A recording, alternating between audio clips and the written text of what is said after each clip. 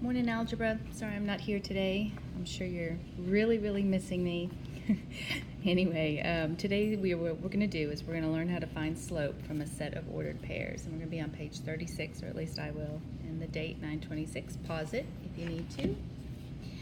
All right, so what I wanted to do was just review yesterday. You can go ahead and write this, and I'll give you a chance. You can pause it, but I wanted to talk about it after you pause it and put this in your journal.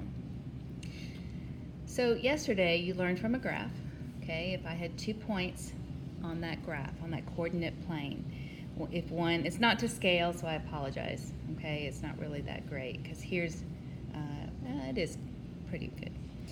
So you would do a similar, you would do a right angle, okay, and you would find the rise, which is the change in your y, so you would look at your y-axis, so if you're sitting at -1, you go up 1, and I go up another 2. And I know if I'm going up, it's going to be a +3, okay? Now, if I'm going, I want to know my run, which is right here, I look at my x-axis.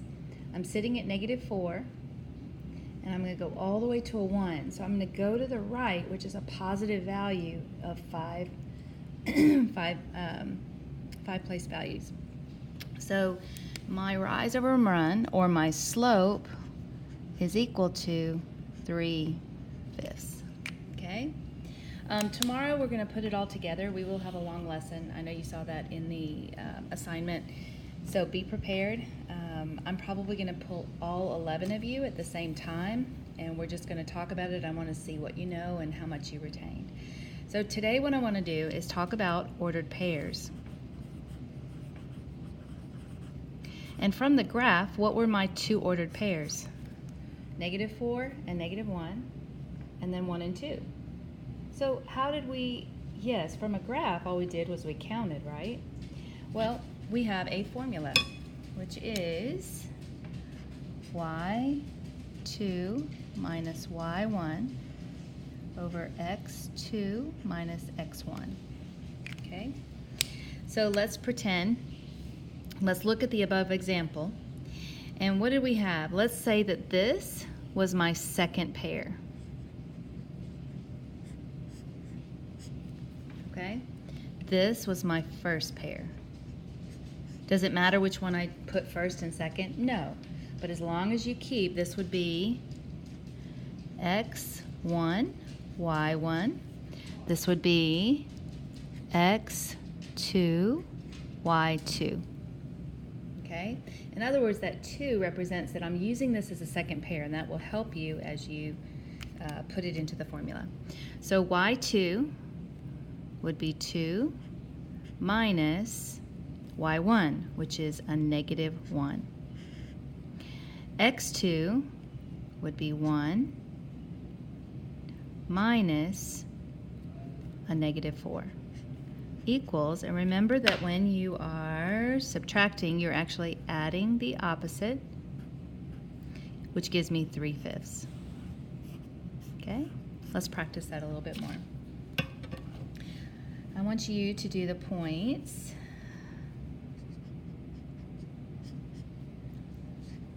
Five, 7, -3 and 3. Go ahead and start. How would you set it up? Yeah, I can go ahead and do this as my first. This is be my second. It doesn't really matter which one I use first, okay, because they will both work out the same.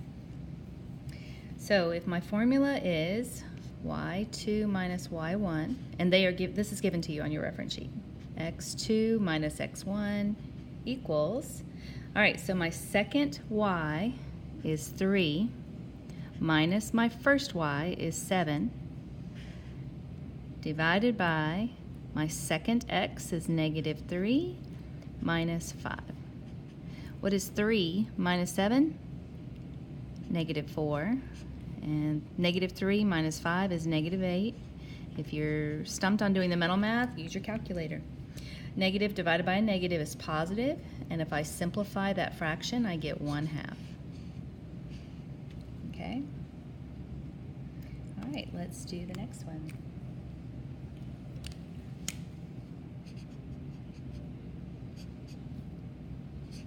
This time I want you to pause the video after I write this. Go ahead and pause it, and I want you to try and do it yourself. Okay, I'm going to keep on going. So I'm about to give the answer. All right, welcome back. I'm sure you paused it.